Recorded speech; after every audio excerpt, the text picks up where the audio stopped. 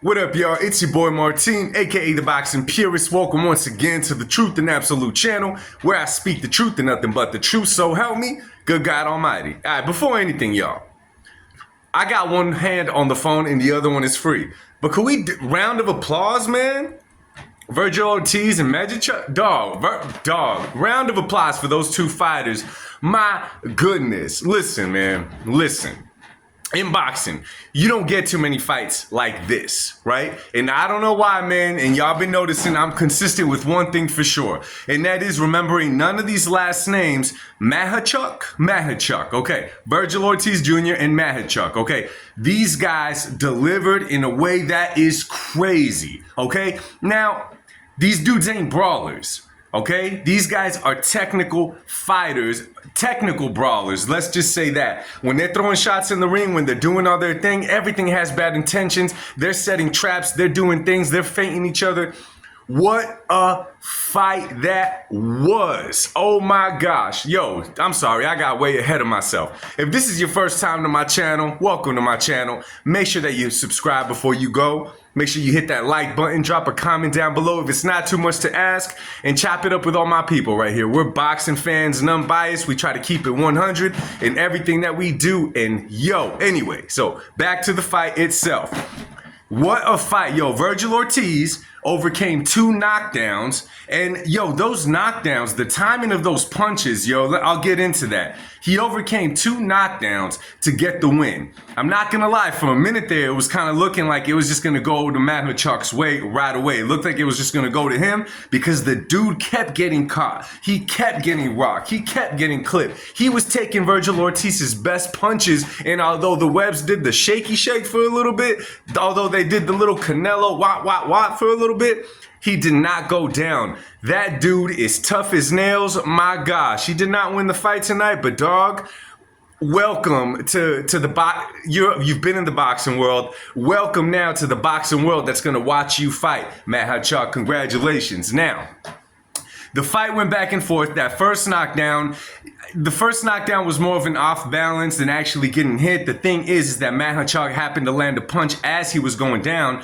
Technically in boxing, it's a knockdown. The second one, though, Bohachuk caught him with that shot a millisecond before Ortiz, or while Ortiz was throwing that left hook, and we all know Ortiz throws with bad intentions. That's what ultimately made him fall to the ground.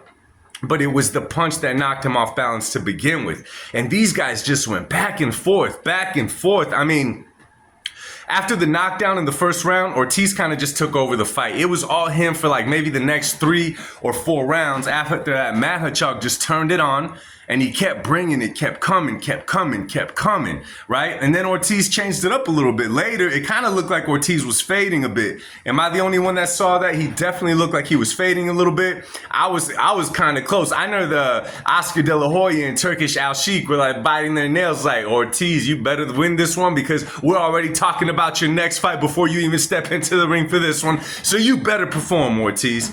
Anyway, so it was going that route. Then, of course, Bohachuk got the knockdown, and then after that, Ortiz just kind of flipped it around. You know what I'm saying? He started boxing a little bit more. He started using that jab, and it was able to disrupt Bohachuk's rhythm because he built a rhythm over those rounds, yo, and it did not look like it was going to stop. Nonetheless, Ortiz got the job done.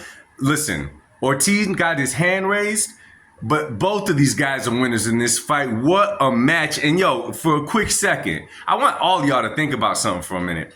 Tonight, these guys are going to feel okay and tired. Tomorrow morning, these dudes ain't going to be able to talk. These dudes ain't going to be able to use their hands. These dudes ain't going to be able to eat a solid meal because they're barely going to be able to use, their mouths. Boxing is not a game. It is a difficult way to make a living. And man, we love watching it.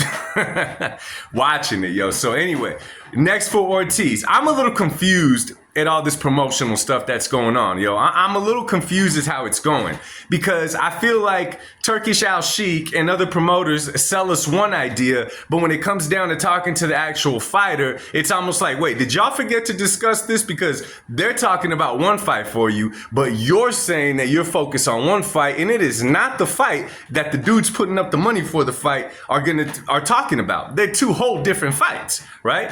What am I saying?